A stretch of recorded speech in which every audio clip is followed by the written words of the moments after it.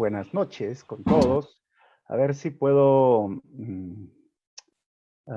pasar el video, pero creo que no da el video. Bueno, de todas formas, vamos a poder hoy día salir con una perspectiva diferente. Es mi oración y es mi esperanza que podamos encontrar consuelo en medio de esta situación que estamos viviendo. Sé que las cosas se han tornado más difíciles de lo que podríamos nosotros haber imaginado al principio de año. Hoy el sufrimiento no es algo que es ajeno a muchas familias, a muchas personas. Mientras vamos nosotros con nuestra labor de enseñar la palabra y también hacer consejería, y desde la parte profesional también haciendo lo que llamamos terapia o consejería, especialmente en cómo enfrentar o pasar este tiempo de duelo, porque el tiempo de duelo es una realidad ahora en nuestro país. Nos damos cuenta que muchos, casi todos, tenemos un familiar que ya se ha contagiado con el virus. Y tenemos a alguien muy cercano que ha fallecido, que hoy no está con nosotros. Y la pregunta es obvia: ¿dónde está Dios en medio de la pandemia, en medio del dolor? Así que bienvenido al Grupo Lucas, a todos los que nos están viendo, el grupo de jóvenes profesionales y jóvenes adultos de la iglesia de Calvary Chapel.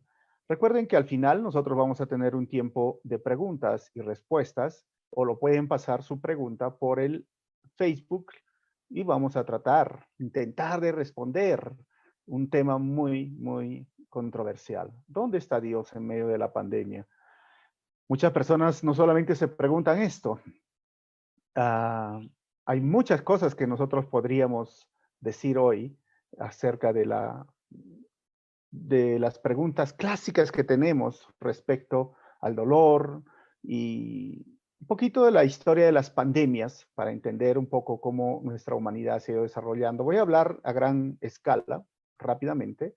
En el año 165 al año 180 existió lo que se llamaba la peste antoniana o la plaga de Galeno, algunos piensan que era un tipo de sarampión, y que perdieron la vida 5 millones de personas.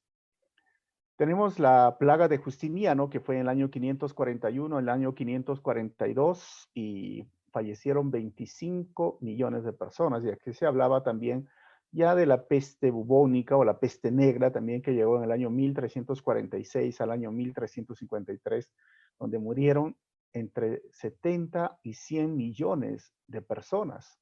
O sea, la humanidad ha pasado muchas situaciones difíciles. El cólera, que en nuestro país lo hemos vivido en el año 90 más o menos, pero en el año 1817 y 1819 hubo 20 millones de personas que murieron.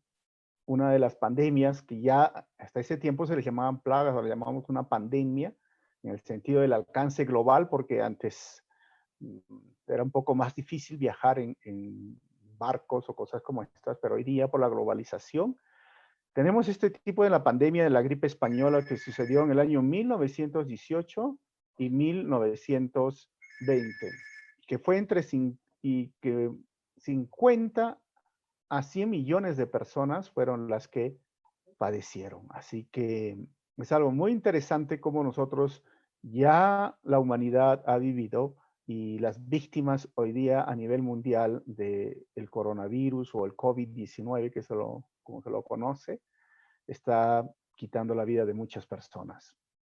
Con esto quiero decir que la humanidad ha estado sobreviviendo, ha estado resistiendo y se ha estado enfrentando a muchas crisis de salud que se han vivido. Frente a todo esto surgen, como les dije, ¿por qué Dios entonces permite ese sufrimiento del dolor que está ocasionando la pérdida de muchas personas? Otra pregunta es: ¿dónde está Dios cuando pasan esas cosas malas? ¿Dónde está Dios cuando no puedo tener una cama en un lugar o las medicinas? ¿Dónde está Dios cuando nosotros sufrimos? ¿Acaso Dios no está escuchando mi oración? Miren, algunos piensan, ¿sufrimos porque Dios no existe?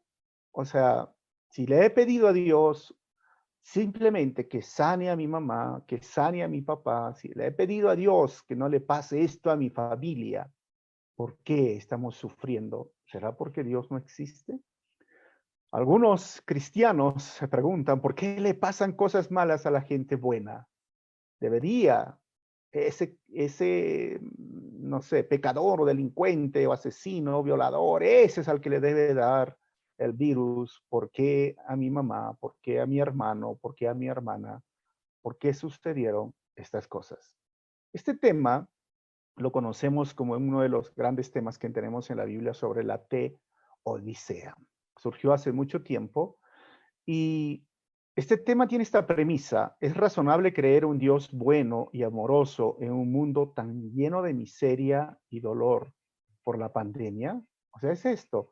¿Es razonable creer en un Dios bueno y amoroso en un mundo tan lleno de miseria hoy día, dolor que se ha ocasionado por la pandemia? Y digo esto porque no solamente estamos en duelo por la pérdida de seres queridos, no solamente estamos sufriendo el no estar con nuestros seres queridos o el verlos en una cama postrados y sin poder hacer algo más. También se está sufriendo en el lado económico. Hay muchas personas que ya han agotado sus ahorros, ya están desesperados y no saben qué más hacer, de dónde conseguir el dinero. Los préstamos, los bancos no están cediendo las obligaciones que uno tiene, tanto de luz, de agua, o algunos gastos, préstamos. Esto marca un tema que nosotros necesitamos, una vez más, encontrar este tema que se llama la teodicea. ¿Podemos creer en un Dios bueno y amoroso en un mundo tan lleno de miseria y dolor por la pandemia? ¿Podemos seguir diciendo que Dios es bueno? ¿Podemos seguir diciendo que Dios es amoroso? Una cosa es la teoría y otra es la realidad, la práctica, el momento en el cual estamos viviendo.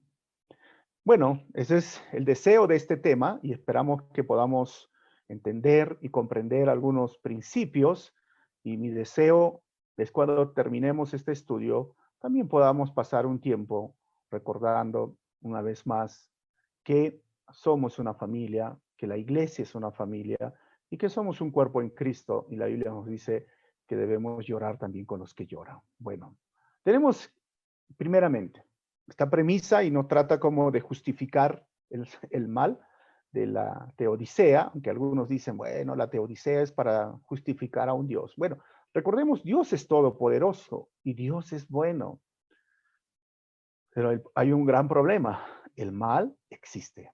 Esto es algo que tenemos que recordar. Dios es todopoderoso, Dios es bueno, pero el mal existe y es una realidad.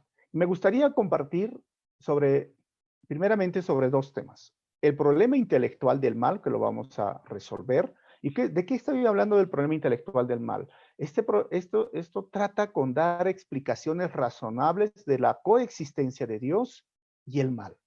Y cuando voy a tratar y voy a intentar explicar, bueno, y desarrollar este tema, quizás pueda sonar muy frío para algunos, pero vamos a mencionarlo porque es importante.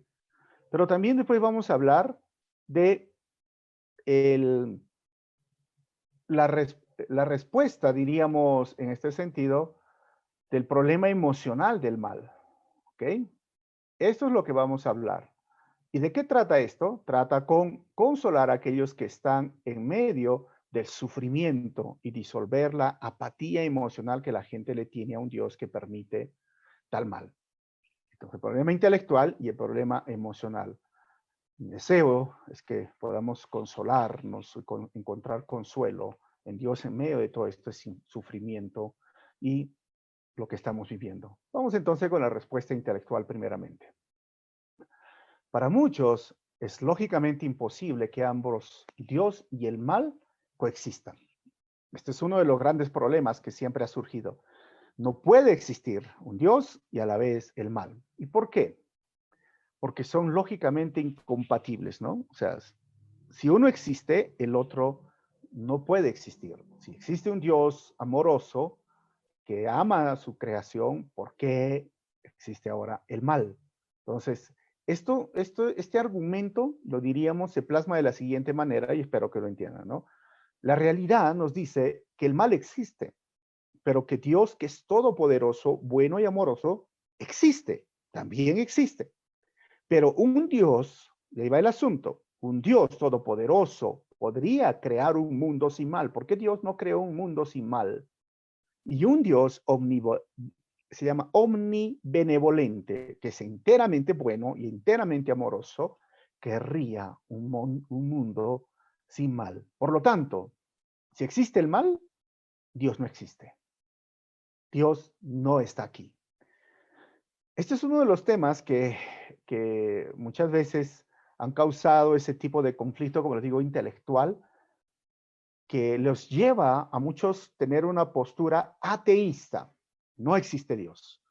Agnósticos, ¿no? Bueno, ¿qué significa? Que si Dios alguna vez fue el creador, Dios se ha olvidado de su creación y lo ha dejado a su suerte, y por eso es como que Dios es un Dios indiferente y no le importa lo que está pasando al ser humano. El materialismo, el naturalismo, el humanismo han surgido en frente a esto, donde decir, ¿sabes qué? Dios no te va a ayudar, ayúdate tú mismo. Tú tienes que encontrar la forma de salir adelante, de encontrar el desarrollo, usar la ciencia, usar muchas formas para poder ayudarte a ti mismo, porque nadie te va a ayudar. No hay divinidad, no hay milagros, no existe esto. ¿Por qué? Porque la realidad que vivimos nos dice que no existe alguien bueno, amoroso, que permite el mal. Y atenta uno contra la omnipotencia de Dios, ¿no? Pero ¿qué es la omnipotencia? Y cuando hablamos aquí, miren, Dios en su omnipotencia puede crear un mundo donde las personas sean libres para escoger solamente el bien. ¿Por qué Dios no hizo esto? Bueno, es algo muy interesante, ¿no? Pero si solo hay una opción, ¿cómo es que somos libres para escoger? Dios no podría crear a un ser humano solamente con la opción de hacer el bien. Justamente la libertad se basa entre aquellas cosas buenas o las cosas malas, o entre el bien y el mal. Si solamente habría una opción, ya no seríamos libres. No sé si me están entendiendo, ¿no? Si solamente habría una opción, yo ya no sería libre. Pero Dios creó eso. Ahora, eliminar esa posibilidad de escoger, eliminaría la posibilidad de amar. Si yo no podría escoger, no podría amar. Y ahí algo que quiero entender, quiero que me entiendan, ¿no?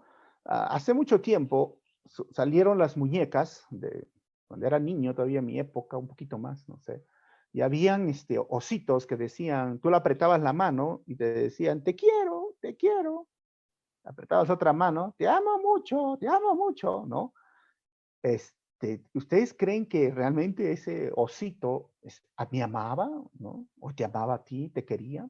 No, está programado para hacer eso. Porque el amor tiene que ver con la elección, no es una obligación, tiene que ver con la elección que el ser humano tiene, y la elección tiene que ver con la libertad, y la libertad de escoger. Y si Dios hubiese creado al ser humano con solamente una opción de amar, así como el osito, no existiría una relación de amor y no existiría el amor. Entonces, esto que muchas personas dicen, pero Dios debió de haber creado al ser humano solo para que haga el bien. Pues no tiene sentido cuando Dios crea a un ser libre para escoger. Esto lo llamamos nosotros el libre albedrío. O sea, si Dios permite la libertad de escoger el libre albedrío, es imposible que Dios pueda garantizar cuáles serían esas elecciones. ¿Por qué? Porque el hombre se convierte en este ser libre. Ahora, escúcheme bien esto. Dios es responsable por el hecho de dar la libertad de escoger, sí, pero el ser humano es responsable por sus elecciones. Y el hecho de que Dios sea responsable de darle esa libertad de escoger, no significa que Él es responsable de las elecciones o de las acciones del ser humano. El ser humano es responsable por sus elecciones. Dios hizo la humanidad posible, el ser humano la hizo realidad. Escúcheme bien esto, Dios hizo la maldad posible, el ser humano la hizo realidad. Y aquí viene todo esto. Miren, muchas de las plagas, incluyendo la peste bubónica, se han originado en animales. Y obviamente tenemos esta información de que por comer o hacer una mutación en el sentido del organismo con los murciélagos, entraron en el ser humano y esto propagó. Realmente es algo que se debió de haber hecho, tomadas las medidas para que no llegara a muchos lugares. En el fondo, hoy día se habla de una conspiración. Algunos dicen, no, este virus ha sido fabricado o modificado en un laboratorio.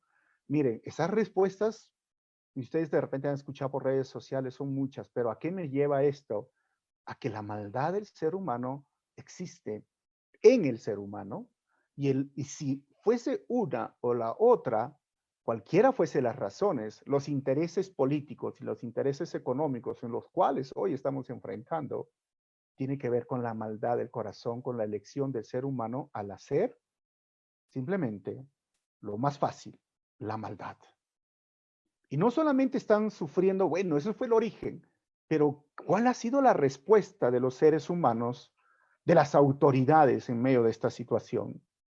Ya en toda Latinoamérica se han encontrado que están con el dinero del país o que se han prestado, están sobrevalorando las cosas. Están comprando esos respiradores a sobreprecio. Hoy la corrupción está dentro del sector salud, hoy la corrupción está dentro del sector político, hoy la corrupción está aún en las farmacias, aún en el oxígeno que están necesitando muchas personas por el simplemente hecho de querer tener más dinero y aprovecharse de esta situación.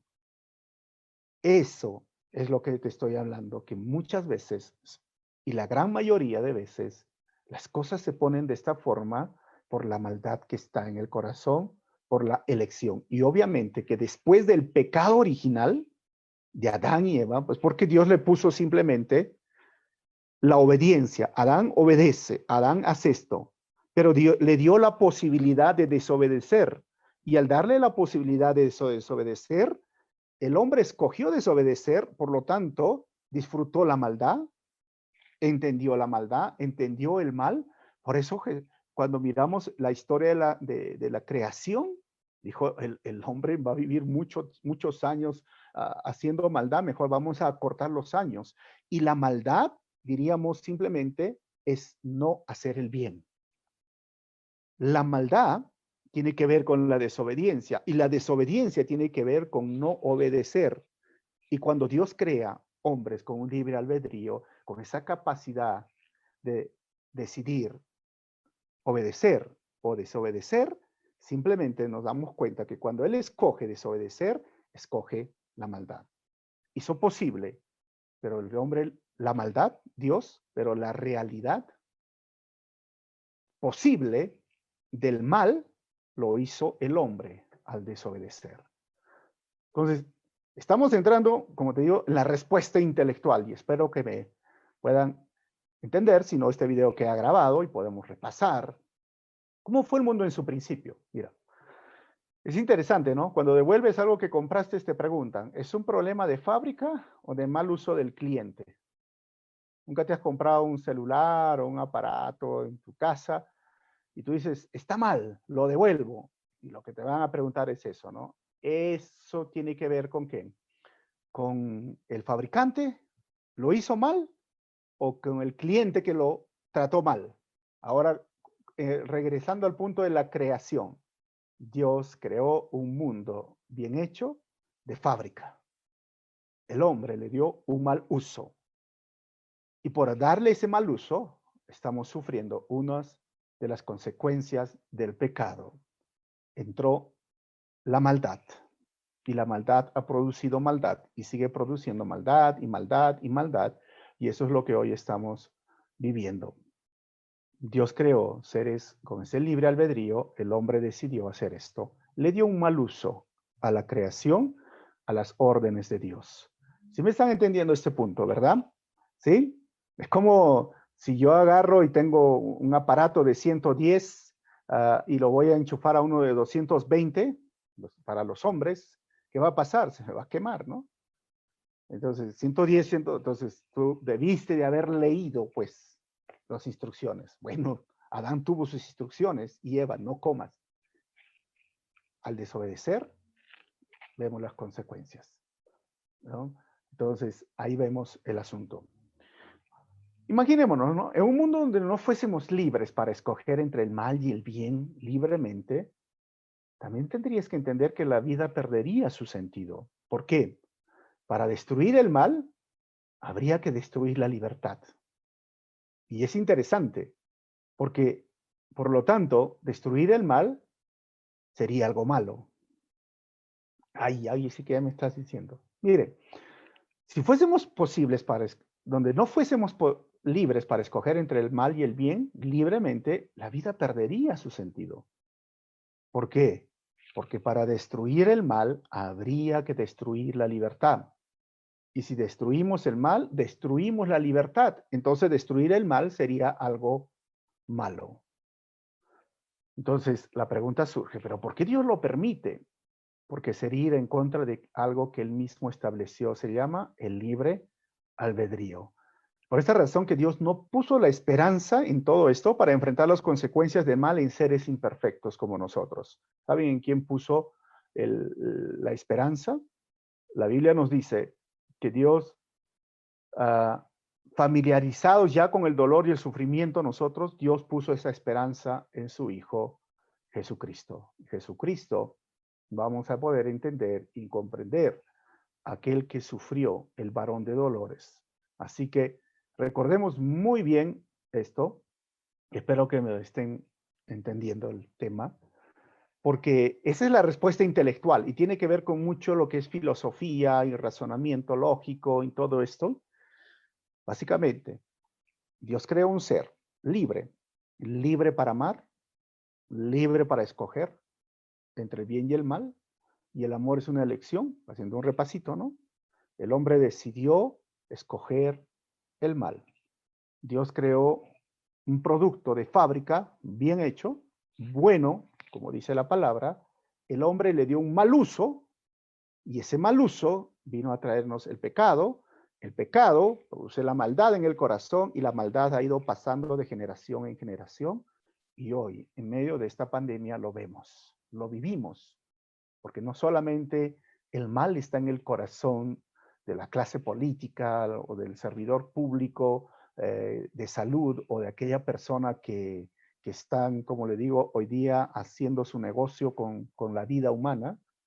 Hace poco salí a comprar y en el mismo mercado me vendieron carne media malograda, que compré porque quería un poquito de carne molida. Llegué a mi casa y yo lo miraba y decía, ¿está bien? Sí, y cuando llego era mala. Y verduras, porque ahora las verduras te la venden en bolsitas y ellos saben que está malograda y te la dan a precio o sobreprecio. Esto no es engañar, esto no es maldad. O sea, no solo está en los sectores políticos, también está en los mercados, también está en todo lugar, porque al hombre le es más fácil hacer el mal que el bien. Y esto es una de las realidades. Esa es la respuesta intelectual. Vamos a la respuesta emocional. Recuerden que hay un tema que necesitamos tiempo, y el tiempo es preciso cuando estamos en el aire. Bueno, la respuesta de Dios ahora frente al sufrimiento tiene que ver con la respuesta emocional. ¿Por qué? Porque Dios encarna realmente en este momento al hombre sufrido, al hombre dolido, al hombre que experimenta la angustia. Dios en la cruz, nuestro Señor, también sufrió. la respuesta al sufrimiento deberíamos muchas veces encontrar en algunos versículos que la Biblia nos dice, y Jesús lloró. Y Jesús lloró. Tenemos un Dios que llora. Ahora, las respuestas frente a la pregunta del sufrimiento y el origen del mal tiene que ver con esta respuesta en el lado de nuestras emociones. Porque si entendemos la respuesta intelectual, en nuestras emociones tú podrías decir, sí, mira, yo entiendo eso, que Dios, el pecado, la maldad, pero ¿por qué a mí? ¿Por qué a mí? O aún que un cristiano podría decir, pero ¿por qué si yo estoy portándome bien, si yo estoy fiel al Señor, ¿por qué a mí? Y ahí es donde vamos a dar este estudio y esperamos que podamos llegar a conclusiones al final. ¿Cuáles son las respuestas frente a la pregunta del sufrimiento y el origen del bien y del mal? Bueno, todo tiene que ver con las cosmovisiones. Primeramente, una cosmovisión es la forma en que tú tienes una visión del cosmos, o básicamente una visión del mundo. O sea, la forma en que tú te pones tus lentes y cómo miras el mundo. ¿Ok? Entonces, te quiero hablar primero de las 5 cosmovisiones de una respuesta frente, estamos hablando emocional o moral respecto al mal. Lo primero es que tenemos el humanismo cósmico, tenemos el budismo e hinduismo en la nueva era. Así se lo conoce, el humanismo cósmico, ¿no? Estas dos grandes religiones, diríamos, ¿no? Que han surgido en una parte oriental, porque la pandemia es mundial y es global, de lo cual del budismo y el hinduismo surge lo que se llama la nueva era. ¿Qué respuesta tenemos de ellos? Ellos hablan de que si tú estás sufriendo hoy, que si tú te has contagiado del virus, bueno, sufre y cuanto más sufras, ¿sabes qué? En la otra vida vas a resucitar mejor. La respuesta de ellos es que el dolor, el sufrimiento, lo que se está viviendo en tu familiar o en tu casa por la pérdida de dinero, trabajo o un familiar, es porque algo habrás hecho en la otra vida, porque se habla de reencarnación. Y tú, si sufres de forma perfecta, correcta, en la próxima vida vas a reencarnar en algo mejor. Pero que si tú evitas el dolor y el sufrimiento, porque eso te tocó vivir, en la próxima vida vas a resucitar en alguien inferior.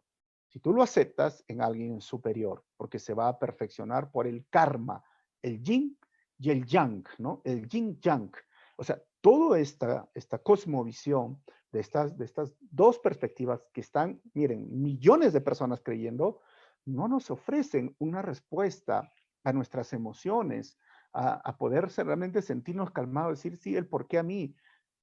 Porque es como diría mi hija adolescente, piña tu caso, no sé si en otro país sería mala suerte, te tocó vivir, bueno, sufre y sufre más, porque más adelante, en la otra vida, vas a resucitar mejor.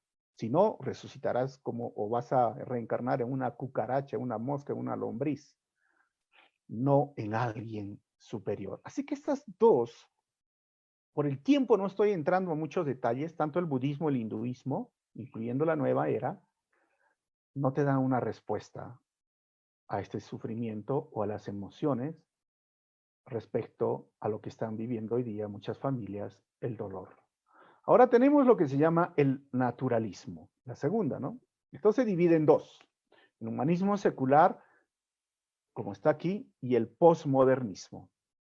Obviamente que el humanismo secular tiene que ver mucho con la evolución, a dónde vamos, ¿no? Y el humanismo secular está plagado del razonamiento en sí. Quita la idea de que Dios ha creado este mundo. Por lo tanto, nosotros hemos evolucionado y estamos llegando a ser una raza superior y donde el más fuerte es el que debe de sobrevivir. Y el posmodernismo, ya que reemplazó al modernismo, y donde el modernismo elogiaba la razón, el posmodernismo entra con un tipo de relativismo y entra con un tipo, diríamos, de fatalismo, de situaciones en las cuales hoy día nuestro mundo lo está viviendo. Ahora, cuando yo te hablo de esto y tú me dices, mira, te lo voy a resumir así. El humanismo secular lo que trajo es que el más fuerte solo va a sobrevivir el más fuerte. Y los más débiles deben de ser quitados de nuestro mundo. Junto con el posmodernismo nos hablan acerca de este tema y nos dicen que realmente si tú estás sufriendo hoy, es porque quizás no tengas, te lo voy a poner así, los contactos, las conexiones o el dinero o la fortaleza. Así que si tú hoy estás sufriendo la enfermedad o no encuentras un lugar en un hospital, bueno, eres débil. Y esa cantidad de personas son las que no deben de existir en nuestro mundo. Ese pensamiento lo llevó, créame, a la Segunda Guerra Mundial, a exterminar al más débil y salir el más fuerte. Ese mismo pensamiento fue lo que llevó a este movimiento que se llamaba la eugenasia, de matar, créame, así es la palabra, a miles de personas con discapacidad porque tenían el síndrome de Down o tenían otro síndrome que era contagioso y decían, estos son un problema para la sociedad, eliminándolos vamos a tener una raza superior. Miles de personas los llevaron a las cámaras de gas y los mandaron. Estamos hablando en el siglo 1900, o sea, no estamos hablando de hace muchísimos años. Muchos lo han vivido y lo pueden hablar sobre este tema. Esto es lo que hoy muchas veces se dicen por un pensamiento, los ancianos ya no merecen vivir. Los jóvenes, la nueva generación, los más fuertes, merecen vivir. Y ustedes dirán, ¿que así tan fuerte es? Sí. Lean, profundicen en el humanismo secular, porque le da esta vieja palabra, el bien común. ¿Cuál es el bien común? Bueno, que salgan todos y que mueran los más débiles, los que no tienen dinero, los que no tienen opciones.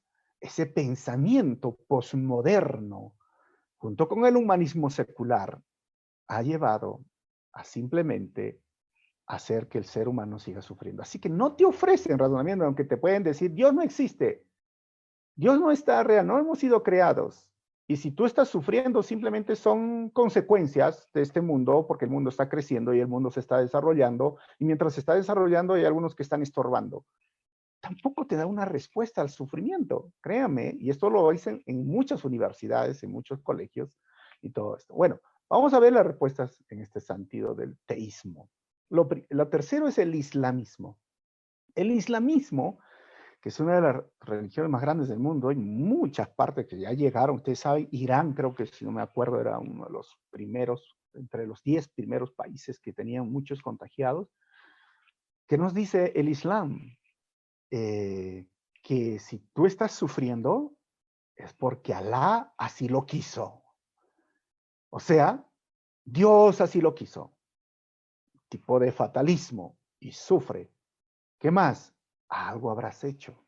Tienes algo has permitido.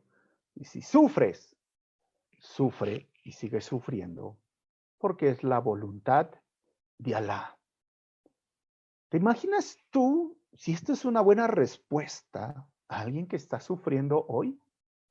Oh, Alá si lo quiso. Como digo, fatalismo. Si el mundo se va y se pierde, piña tu caso. Mala suerte para ti. Sufres porque así el Dios Todopoderoso lo quiso. Tengo que avanzar porque la hora me va a ganar. ¿Qué nos dice el judaísmo? Interesante, ¿no? Que las últimas tres, islamismo, judaísmo y el cristianismo, son esas posturas teístas, por eso lo llamo, ¿no? Que creen en un solo Dios y creen en un único y solo Dios soberano. El judaísmo también te va a decir la misma teología que tuvieron los discípulos. cuando encontraron a un hombre ciego de nacimiento, 40 años, y Jesús lo vio, los discípulos lo vieron, y ellos tenían esta postura. ¿Quién pecó, Jesús? ¿Él o sus padres? O sea, para el judaísmo la enfermedad es el resultado de tus pecados. Algo habrás hecho. Imagínate decir eso, ¿no? ¿Por qué te agarró el COVID? ¿Por qué te estás...? Algo habrás hecho, pues mal, algo. Dios está enojado contigo. Y obviamente su cosmovisión es porque la ley, en Deuteronomio 28, Deuteronomio 29, si ustedes lo leen, la ley habla esto, ¿no? Que si tú obedeces la ley de Dios, vas a ser bendito en tal, en tal, en tal, en tal, todo vas a ser bendecido. Pero si tú desobedeces, vas a ser maldito. Antes ibas a ser cabeza, ahora tú vas a ser cola. Antes ibas a prestar dinero, ahora vas a pedir prestado, ¿no? Se va a enfermar tus animales, se van a enfermar tus familiares, todo. Entonces, bajo esa cosmovisión judía, los discípulos preguntaron a Jesús, ¿quién pecó? ¿Él o sus padres? Y Jesús les dijo, ni él ni sus padres. Se están errando, están equivocados en su pensamiento. Pero esa era la cosmovisión judaizante o del judaísmo. No nos da una respuesta al sufrimiento. ¿Cómo lo podemos ver ahora el cristianismo?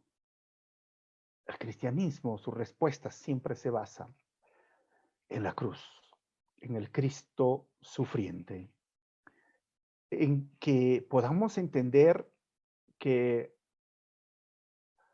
Jesús es la respuesta de Dios para el sufrimiento. Jesús es la respuesta en carne y vida para el sufrimiento. Tú no le puedes decir a Dios, tú no sabes lo que estoy sufriendo, porque Dios te va a decir, yo sí lo sé. Tú no le puedes decir a Dios, no sabes qué es perder a un ser querido. Tendrías que regresar al Dios de la Biblia, a Jesucristo, que cuando su amigo Lázaro murió, Jesús lloró. Él sabe qué es perder un ser querido. Él sabe qué es perder a un amigo.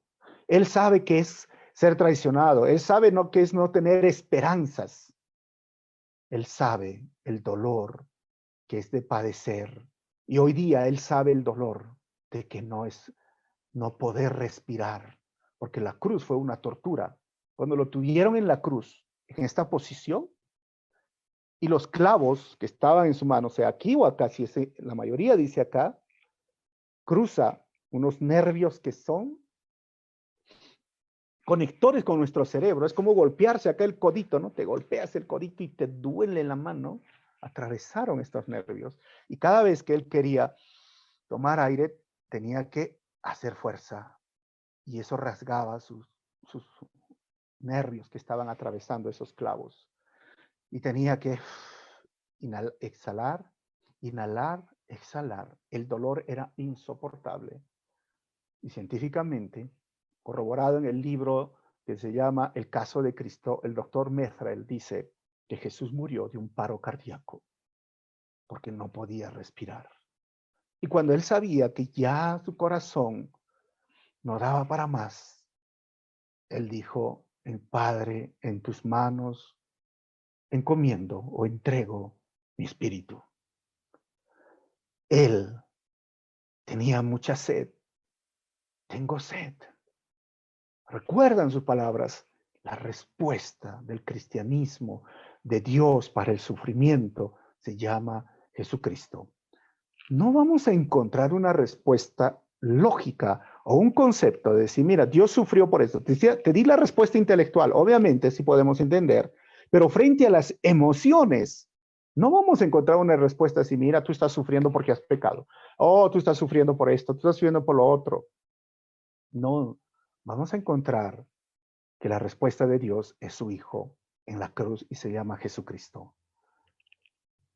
Y voy a continuar y vamos a llegar a esos puntos donde estamos haciendo. Y obviamente tenemos espacio para preguntas. Y es justamente esto, donde tenemos tres respuestas hoy día cristianas respecto a la pandemia. La primera, las respuestas cristianas de muchos grupos frente a lo que estamos viviendo es esto, es la soberanía de Dios. ¿Y qué es la soberanía de Dios? Lo que nos pasa no se puede explicar. O sea, la soberanía de Dios es la inexplicable. Por eso vas a encontrar muchos pastores y muchos predicadores que te van a decir, el Dios soberano está actuando y Dios tiene el control, está bien. Y si pasa y si estás sufriendo, deja en las manos de Dios. O sea, el sufrimiento no tiene explicación en este momento. El sufrimiento, si Dios quiere que sufras, vas a sufrir. Y si Dios no quiere que sufras, no sufres. Y si Dios te envía la enfermedad, amén. Y si Dios no te envía la enfermedad, amén. Muchos grupos cristianos están resaltando esta respuesta al sufrimiento, soberanía de Dios. ¿Por qué está pasando esto? Es porque Dios es soberano y Dios lo sabe todo. Porque Dios lo tiene controlado y Dios lo tiene. Y obviamente yo también he puesto esa respuesta porque es una posible respuesta dentro de los términos bíblicos y en los devocionales que he enseñado, lo digo, es cierto, Dios es soberano y solamente Él sabe por qué. Y es curioso porque la soberanía de Dios se ve cuando le dicen a Jesús, ¿quién pecó? Los discípulos, para que este hombre sufra 40 años de sufrimiento. ¿Tú te puedes imaginar? Y 40 años de sufrimiento es como para que quieres hablar de sufrimiento, busca una persona con discapacidad y te va a decir que es sufrir, ¿no? ¿Y cuál fue la respuesta del Dios soberano, Jesucristo? Este hombre nació así para que yo, el Cristo, venga y lo sane, para que la gloria de Dios se muestre en él.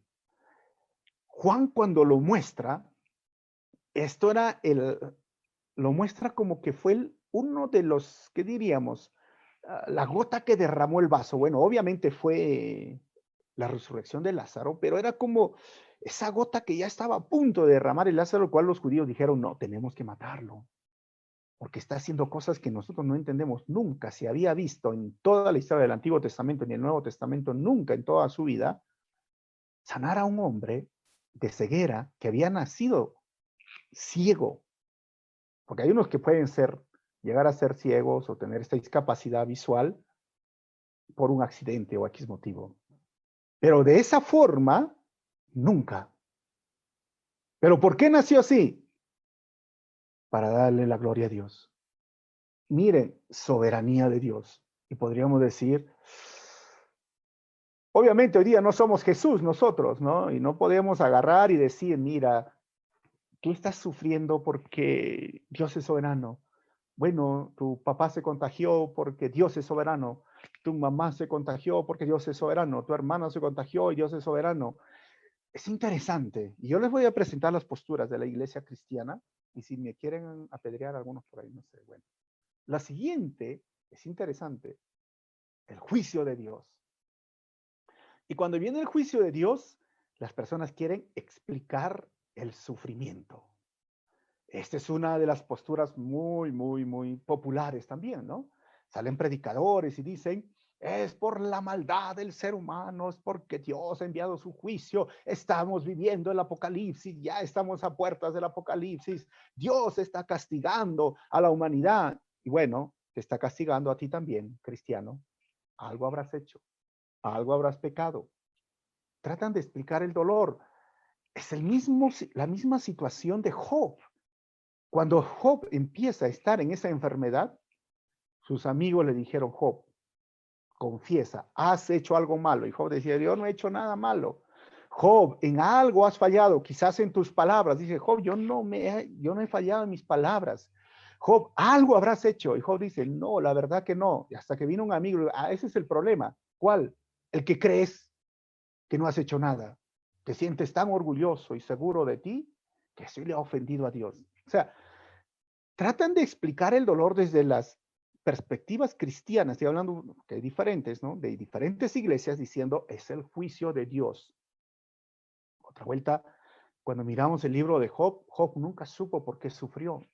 Job nunca entendió porque Dios nunca le respondió. Cuando Job, al final del capítulo, se lee 34, 35, 36, Job pregunta y sigue preguntando, dime, Señor, ya, o sea, ¿qué he hecho, no? Y Dios le responde con una respuesta, con una pregunta. Y le muestra, le dice, mira lo que yo soy y mira lo que yo he hecho. Yo soy el creador, mira todo lo que he hecho. ¿Dónde estabas tú cuando creaba el océano, cuando creaba el mar, cuando creaba las estrellas? Dios le muestra quién soy yo. Soy el supremo, soy el poderoso, soy el Dios. Y lo que he hecho, mira. Y Job entiende. Y Job, ¿te acuerdan que decía, si de Dios sabemos recibir lo malo, acaso no recibiremos lo bueno? Antes de oídas había escuchado a mi Señor, pero ahora yo sé que mis ojos o sus ojos me ven. Ahora lo conozco. Obviamente esa historia termina cuando Dios le da el doble de lo que Job tenía al principio. Pero en el Nuevo Testamento, y obviamente que el libro de Job es por qué sufre el justo, por qué sufre el que hace el bien, por qué sufre aquel cristiano, si lo llamaríamos en nuestro contexto, que se porta bien, que es un fiel cristiano. Y entonces en el Nuevo Testamento no encontramos algo así, aunque podríamos encontrar que sí, el sufrimiento es parte de la vida cristiana porque puede ser perseguido o te sufriste tipo de antagonía. El sufrimiento también podemos decir, bueno, es por respuesta del pecado, como les expliqué en el razonamiento intelectual o la respuesta intelectual. Al final, ¿por qué sufre una persona buena? Y en el Nuevo Testamento tenemos la respuesta, se llama Jesucristo. Mira quién soy y mira lo que he hecho. Soy Dios, soy el que te creó, soy el que te formó y estoy haciendo algo. Estoy muriendo en tu lugar. Estoy padeciendo en tu lugar. ¿Pero para qué? ¿Cuál es la respuesta? Para darte esperanza. Y soy yo el que ha muerto, pero ha vencido la muerte. Y un día vas a resucitar igual que yo.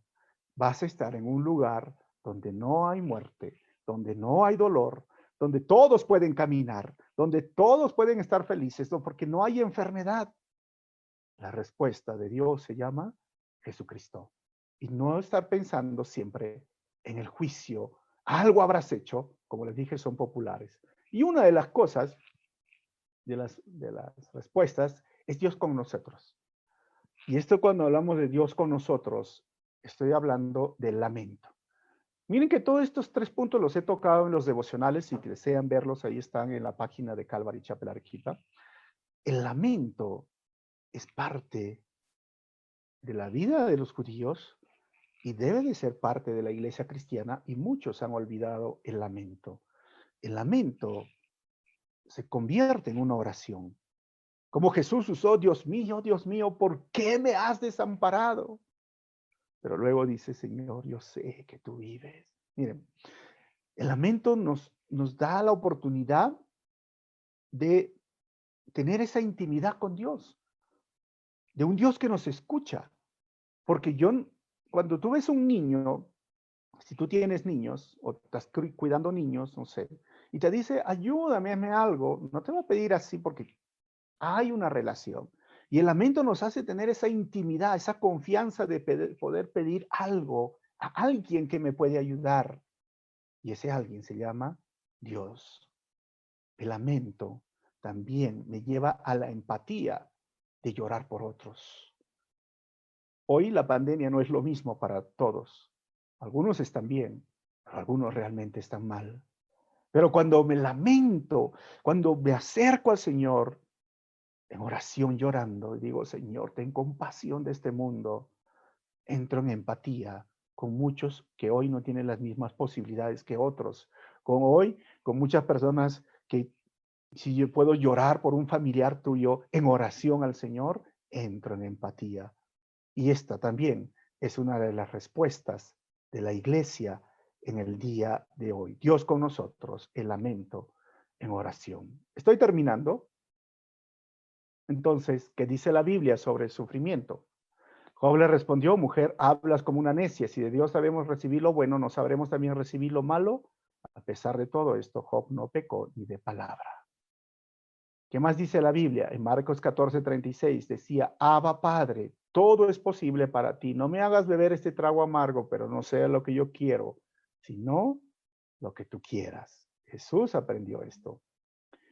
Juan 9:3, ni él pecó, ni sus padres, respondió Jesús, sino que esto sucedió para que la obra de Dios se hiciera evidente en su vida. Y la cosmovisión bíblica cristiana descansa en estos 4 pilares. Dios es real, todopoderoso, amoroso y soberano. ¿Por qué? Porque Él es el creador del universo y de toda criatura viviente. Recordemos esto, Dios es real, todopoderoso, amoroso y soberano. El segundo pilar que nosotros vamos a ver, somos hechos a imagen y semejanza de Dios. Eso se llama el imago Dei. Por consiguiente, todos tienen una dignidad inherente, sin importar la nacionalidad, la raza, el estrato social, capacidades o discapacidades. Todo ser humano es creado a imagen y semejanza. Todos nos necesitamos los unos a los otros y en medio de esta pandemia, la iglesia son los brazos, son los ojos, son los pies para ayudar al que más lo necesita.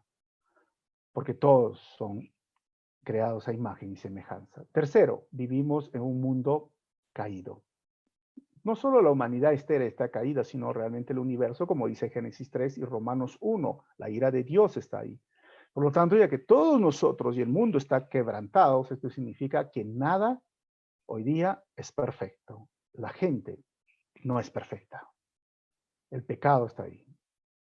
Y lo cuarto, Cristo trajo la redención a través del sufrimiento.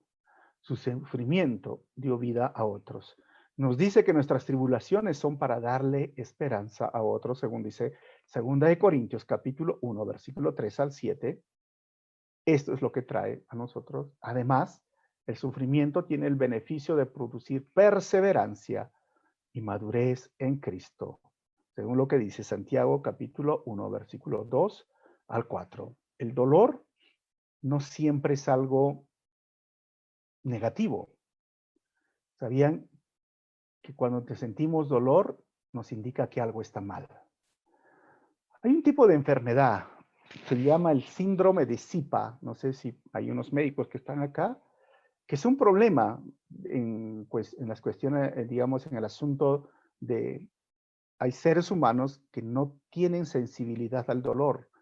¿Y cuál sería el problema? ¿Acaso no sería mejor que no tenga sensibilidad, que tenga este problema? No, pues, porque si te tienes fiebre, tu cuerpo no te va a decir que estás mal.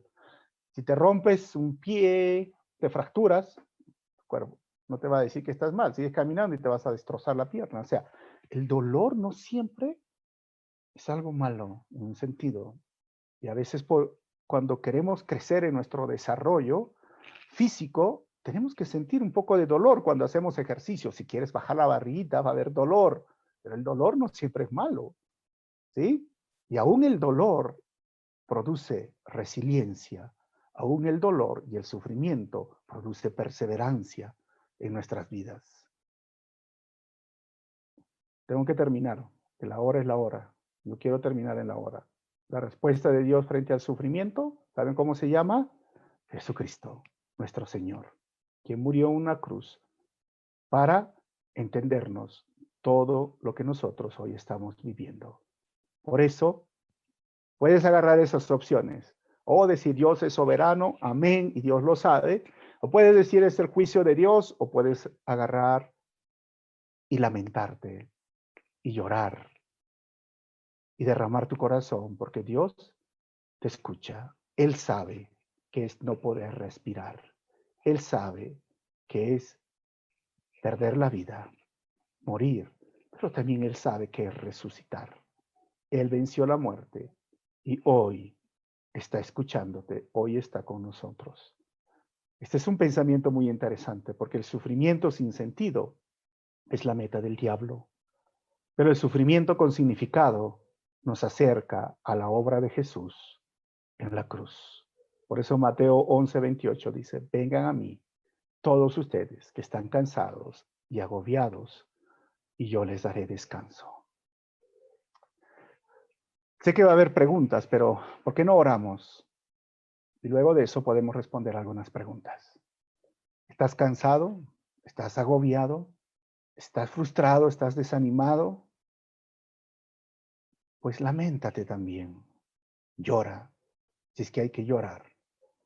Porque la Biblia dice que hay tiempo de reír, pero también hay tiempo de llorar. Pero no lloramos ante alguien que no nos escucha. Lloramos ante alguien que nos escucha. Y no le contamos nuestro sufrimiento y nuestro dolor a alguien que no ha sufrido y que no sabe qué es el dolor. Él sí lo sabe. Y no lloramos ni sufrimos frente a alguien que no sabe qué es la muerte, porque Él murió, pero Él venció la muerte. Vamos a orar. Señor, sé que nos escuchas. Y en medio de este mundo que está sufriendo, tú eres esa respuesta viva y real. Sé que puedes hacer muchas cosas. Sé que puedes actuar con milagros. Sé que puedes, Señor, hoy transformar el lamento en alegría. Pero sé que también eres Dios soberano. También sé que Dios eres amoroso y tú eres bueno. Sé muchas cosas de ti, pero hay muchas cosas que no sé. Hay muchas cosas que no tengo respuestas, Señor. Pero cuando no tenemos respuestas, recurrimos a lo que sí conocemos y entendemos. Eres un Dios amoroso. Eres un Dios que estuvo en una cruz, clavado, sufriendo por mí. Eres un Dios que sabe que no es poder respirar. Y estás entendiendo a cada persona que hoy no puede respirar bien. Eres un Dios que sabe que es perder a un ser querido. Y lloras. Eres el Dios que llora. Eres el Dios que se compadece. Eres el Dios que sabe cómo nos estamos sintiendo hoy. Te rogamos y te suplicamos que consueles los corazones hoy dolidos y sufrientes. Que consueles ese corazón, Señor, hoy frustrado y desanimado. Que consueles ese corazón que hoy no encuentra salida, que no encuentra una respuesta práctica, lógica, pero que consuele, Señor, con un abrazo. Que consuele, Señor, hoy a cada uno de esos corazones. Gracias, Señor, por mostrarnos que hay esperanza, que un día vamos a resucitar, que el postrer enemigo, al final la muerte va a ser vencida, porque ¿dónde está, oh muerte, tu victoria? Porque nosotros vamos a tener victoria sobre la muerte, donde nos volveremos a encontrar con nuestros seres queridos, que aquellos que partieron con Cristo, los volveremos a ver y nunca más nos vamos a separar. Esa es la esperanza, Señor. Esa es tu respuesta.